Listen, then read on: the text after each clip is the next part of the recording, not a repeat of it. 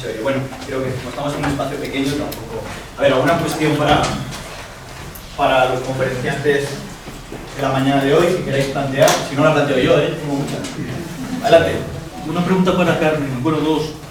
En la romería de los Viriatos, ¿solo se sacan los pendones en esta romería o luego a nivel local, en cada pueblo, la fiesta sacramental o...? Los pendones solo salen en la romería o cuando vamos de visita, como mañana vienen aquí. Si no, no se sacan... A ver, el pendón de Fariza sí que sale, yo creo que... El pendón de Fariza sí que sale el lunes de Pascua. Es que esta romería tiene mucho. El lunes de Pascua se va a buscar la Virgen a la ermita. La Virgen llega a la ermita el día que termina la romería y permanece allí hasta el lunes de Pascua. El lunes de Pascua se va a buscar la imagen de la Virgen a la ermita y se trae a la iglesia del pueblo. Entonces ahí sí sale el pendón. Ahí sale el pendón, sale todo, pero solo lo de Fariza. Y es cuando vuelve. Ahí es en el momento en el que se entrena a los nuevos pendoneros. Hay un mástil también de entrenamiento, tenemos un mástil de entrenamiento. Entonces, ahí es donde se le hacía el examen. Antes los mayores examinaban a los chicos jóvenes ese día para ver si podían portar el pendón en la romería o no. Porque caer el pendón el día de la romería, eso era lo peor que te podía pasar, pero vamos, pero sigue siendo igual, caer el pendón, que el pendón toque el suelo es un dolor. Así que sale en eso, o sea, cuando van de fiesta y ese día, no salen más. Vale, la otra pregunta era, ¿qué fecha? Que no, supongo que lo has dicho, pero yo no me quedé con ella. ¿Qué fecha, ¿qué fecha es la romería? La romería es el primer fin de semana de junio. Antes se realizaba, para que veáis la importancia que tenía, antes se realizaba el primer lunes. La gente dejaba todas sus tareas del campo para la romería, por lo tanto la importancia era muy grande, que la gente dejara las tareas del campo en junio para asistir a una romería, que es en pleno apogeo cuando más hay que hacer allí, era un indicativo de importancia. Pero volvemos a cuando la gente sale de los campos, de los pueblos, va a la ciudad, empieza la despoblación, entonces o la romería se hace en fin de semana o resulta muy complicado, y siempre es el primer fin de semana de junio, da igual el día, no tiene día, es el primer fin de semana de junio.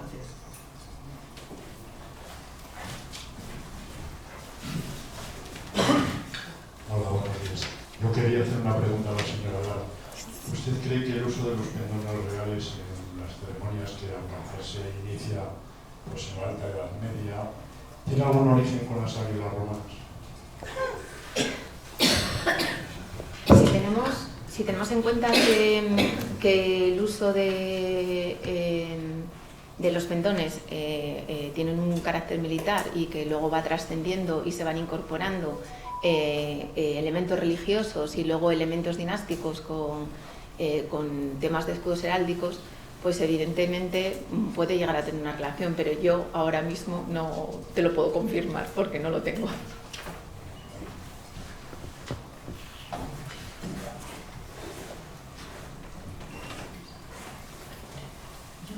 Por favor, preguntar al elegido, que a lo mejor lo ha dicho, pero no lo he escuchado, si nos ha dicho si el pendón de San Isidoro, el real pendón de San Isidoro,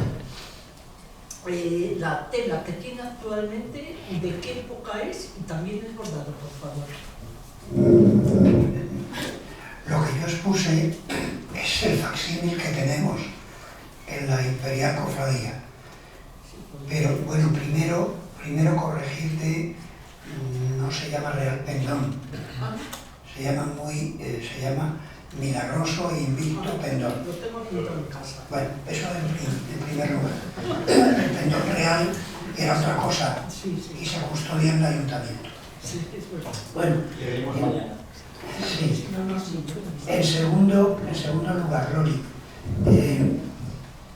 sí que quisiera decir que en breve podremos verlo, y me imagino que sea una tela de damasco como otras tantas como las que han aparecido aquí, porque en nuestro facsímil sí que es una tela de damasco. La última vez que eso se retocó, que se restauró, que se arregló, está datado en el siglo XVIII. Esto es lo que puedo comentarte, ¿eh? No, si yo lo he visto y le tengo fotografiado, pero las fechas no. Y sí sabía que se llamaba así, pero lo tengo apuntado en casa y ahora no me acordaba. Esta tarde Luis Solano nos va a hablar de la importancia y la transposición de muchos tejidos en tendones militares y va a desgranar y a lo mejor echar por tierra algunos mitos de determinados tendones que tienen un cariz prácticamente de reliquia y como vamos a dar cuenta pues no lo son tanto. Esto desgraciadamente es una constante. Los historiadores cuando extraemos fuentes documentales nos damos cuenta de que se desmontan muchos mitos y eso es muy beneficioso y es muy bueno porque al final la historia lógicamente se crea y de alguna manera se fundamenta en documentación pero también en mitos. Si no somos capaces de entender que todos estos aspectos retroalimentan la importancia de este tipo de bienes, pues mal vamos. Entonces ya les adelanto que no les va a dejar indiferentes. Esto es muy común y la reutilización de este tipo de tejidos en pendones históricos es lo más común que ha existido. No sé si alguna pregunta más. Sí. Bien, algo que forma parte de todo lo del Congreso y de nuestros debates y de nuestro pensar y creer con respecto a los pendones vincula mucho Iglesia y pueblo. Entendemos que la administración religiosa es la que conserva en buena medida elementos que una administración civil previa ha perdido. Y así ocurría, por ejemplo, con los arciprestazgos que conservaron durante mucho tiempo la representación de comunidades civiles que desaparecieron. Ocurrió en concreto con la de la que yo soy, ¿no? Hasta que el obispo Julián cambió los arciprestazgos en 2003, la Hermandad de la Sobrina tenía su única herencia histórica en el arciprestazgo del mismo nombre. Es importante tener en cuenta que en muchos casos, lo hemos visto, lo hemos hablado de ello, la influencia en determinadas comarcas se debe sobre todo a los obispados o a las administraciones religiosas correspondientes. Y en el caso de Palencia es notable la influencia que tuvo en toda la zona de la Vega, en la montaña palentina, que fuera diócesis de León hasta el arreglo de los obispados de mediados del siglo pasado. En este sentido, encontramos, y con una suerte, pendones y gente recuperando pendones en esa zona. Yo tenía previa información porque resulta que hay un hombre de vida azarosa de mi familia que empezó siendo cura en la comarca baja de la Vega Palentina y acabó en los Cardaños y bueno, acabó luego pegándose con Pancho Villa en México. Pero había referencias de él del pendón recuperado en distintos lugares de los que has mostrado. Y este hombre era un hombre que salía del Obispado de León, que había estudiado en el Obispado de León, un cura de León. Es muy importante tener en cuenta que la administración civil actual no se casa, no corresponde con la historia de nuestras tierras. Y que debemos tener muy en cuenta las administraciones de tipo civil y religioso de momentos históricos distintos. Las provincias actuales tienen la vigencia que tienen. Para mí es muy importante el sentido de las comarcas, muy importante. Y que la raya no divide Sanabria o Sayago, no lo divide de Portugal, sino que lo une. Y así nos pasa con las zonas del norte, como Cantabria, la Llévana, o como Asturias, en algún lugar donde hemos encontrado también pendones concejiles. Los une la montaña, no los separa. Venga, gracias. ¿Una cuestión más?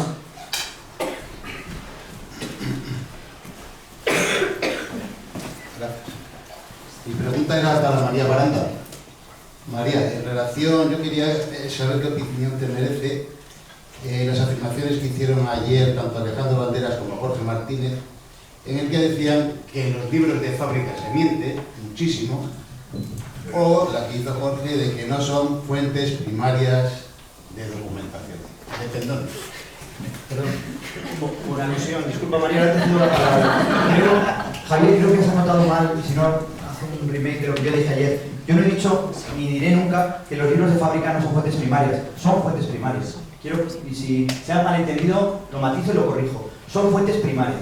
Lo que yo he dicho, digo y mantendré siempre, es que los libros de fábrica dan un tipo de información tangencial y que la información verídica, real, notarial se encuentra en los protocolos notariales, en las escrituras notariales de los bordadores y los promotores o comitentes de ese tipo de obras. De la misma manera, he dicho eso, lo diré y lo mantendré siempre. Y digo que es la fuente fidedigna donde se localizan este tipo de información. También quiero decir una cosa, que creo que también es de ley decirlo. Cuando un investigador se enfrenta a una documentación primaria que existe en las fuentes de los archivos, bien sea documentación eclesiástica o notarial, el esfuerzo que se realiza en la búsqueda y en el vaciado de protocolos notariales no es para nada comparable con el esfuerzo que se realiza en el vaciado de libros de fábrica. Porque yo necesito buscar la información del pendón de mi pueblo, de mi iglesia, y me voy a los 2 o 3 libros de fábrica de mi iglesia y me veo el registro lateral y busco la palabra pendón. Y la encuentro. Es decir, y eso no es comparable con el vaciado de miles y miles de cajas que quien les habla ha hecho. Y disculpen que lo ponga en primera persona, pero este tema, aquí hay historiadores que llevan muchísimos años, como yo, en este campo, y realmente, por supuesto que es una fuente de información, que es muy válida, que es primaria, pero lo que yo dije ayer y mantengo es que es una información sesgada, y que la información verídica, costosa, que yo expuse ayer y que realmente es la fuente fundamental de información, son los contratos entre los bordadores y los comitentes. Esa es la precisión que quería hacer, Javier. Bueno, la pregunta era para María. Luego hay que tener...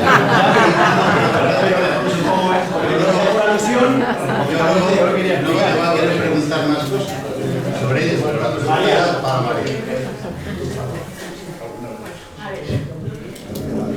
Bueno, yo creo que sí, que ayer se habló un poco y se debatió un poco sobre este tema de qué fuentes consultar, y sí que los libros de fábrica quedaron un poco relegados por los protocolos. Yo también he vaciado protocolos, de momento no he encontrado ningún contrato de pendones porque no sé por qué me parecía, no sé qué pasa, hay un vacío de momento.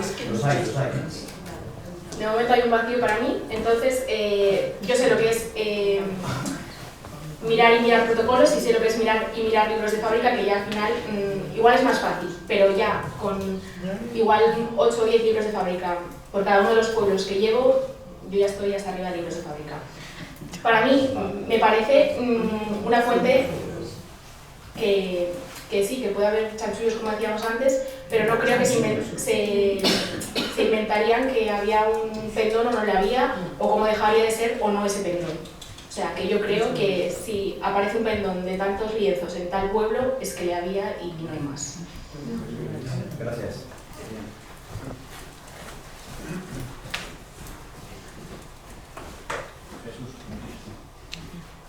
Gracias. Yo corroboro absolutamente todo lo que has dicho. Es absolutamente cierto. Yo partiría para la investigación sobre cualquier tema relacionado con el patrimonio que está vinculado con la iglesia, de los libros de la consulta, de los libros de fábrica. Eso es, he oído la palabra chanchullo y me ha asustado. Absoluto. Si había algo más serio que la iglesia en estos siglos, que alguien levante la mano, ¿no? Lo sabe, ¿no? Y es que además los libros de fábrica, muchos de ellos van seguidos de los inventarios, que ese es otro elemento de control. Desde el Concilio Vaticano II son rarísimos los párrocos que hacen inventario de lo que tienen sus templos, ¿no? Y sin embargo vas hasta los 30 y tantos y todavía hay inventarios. Y efectivamente, buscar un pendón, pues que tienes que leer muchos libros de cuentas, pero puedes encontrar uno. Estela se destruye y bueno, pues cotejando el libro de cuentas de fábrica con el inventario, te das cuenta más o menos de cuándo ha podido variar el tamaño, el formato o la época en que ha sido realizado.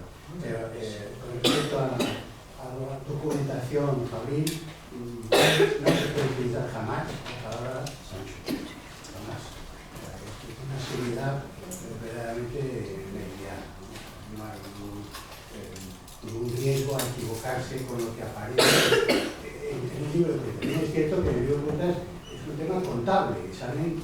Exclusivamente se pagó al bordador 300 reales. Y muchas veces no dice el nombre del bordador, el inventario muchísimo menos, ¿no? Pero ya te da una pista para ir a protocolos del pueblo, cabeza de donde esté ese pueblo, o de ese mismo lugar si hay protocolos, o de la ciudad, y a lo mejor no se hacen pareces en lugar de biosecos, como se ha dicho en alguna. Si me permites hacer una salvedad, por favor. Bueno, solamente es una salvedad, por favor. Hablamos de la iglesia, y no es la iglesia, es la parroquia.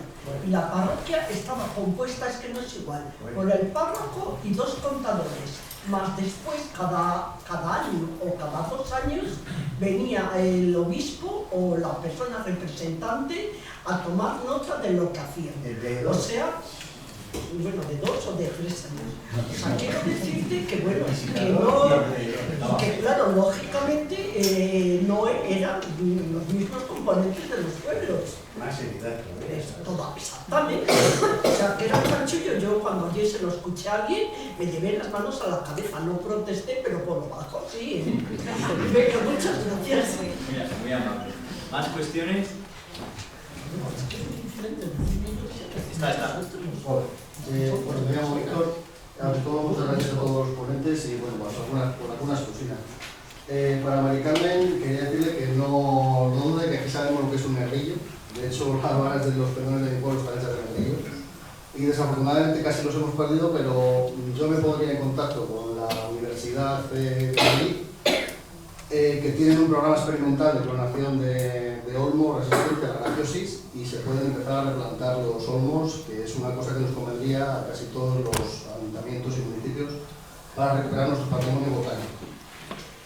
Otra cosa es que yo he tenido el honor y el gusto de participar en la romería de Fariza, una auténtica pasada, y acompañé a la Escuela de Música de Zamora, de música tradicional, y es un espectáculo que os recomiendo a todos, igual que recomiendo también la romería de Castrotierra, porque probablemente sean 2 de las romerías, junto con la de San Froilán y la del Pendón de Tierra, la Virgen del Camino, con más arraigo, más tradición y más auténticas que existen en todo el universo de los pendones. Entonces, pues bueno, ese era un pequeño apunte. Y el otro era, pues para Daniel, que decía sobre el pendón de Pozuelo del Páramo, que le extrañaba la distancia que hay entre el sitio donde se concentró el pendón, Medina, y el pueblo de Pozuelo del Páramo. Yo preguntaría de dónde era el cura.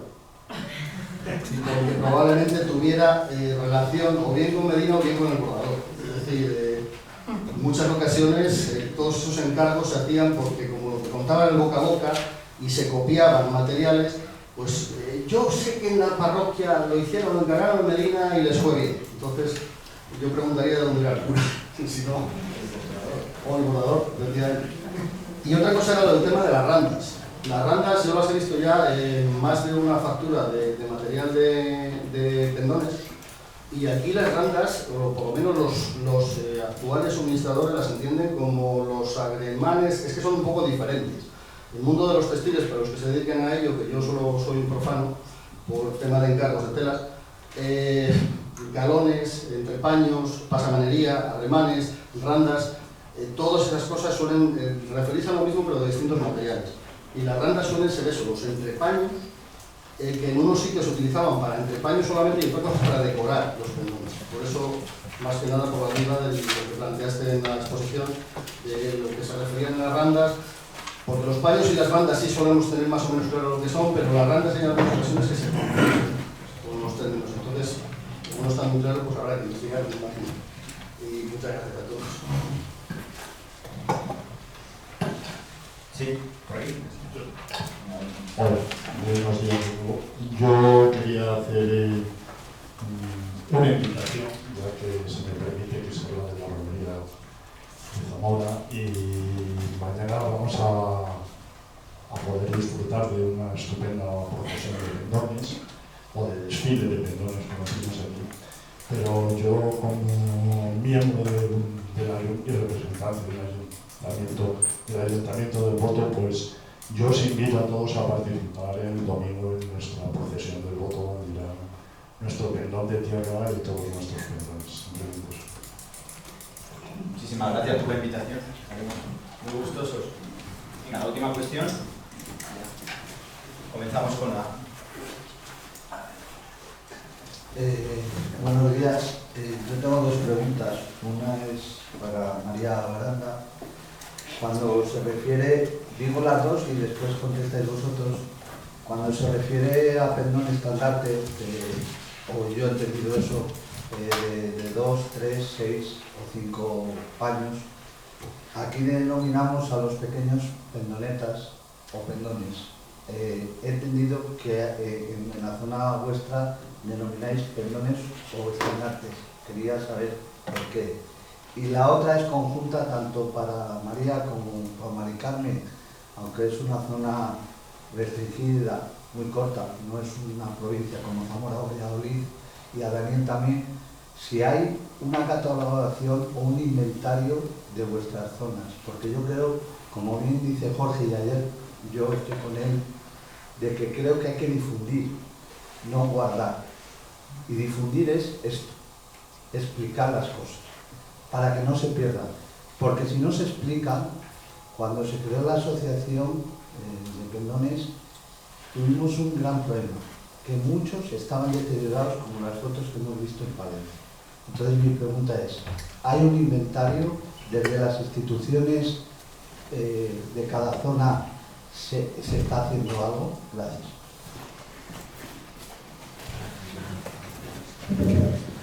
Bueno, yo lo que me refería entre pendón y estandarte es que hay que diferenciarlo, que aunque la documentación venga distintamente utilizar las dos palabras, yo, lo que es en el artículo que salga de las actas, aunque aparezca la palabra estandarte en las referencias, siempre va a ser referido a un pendón.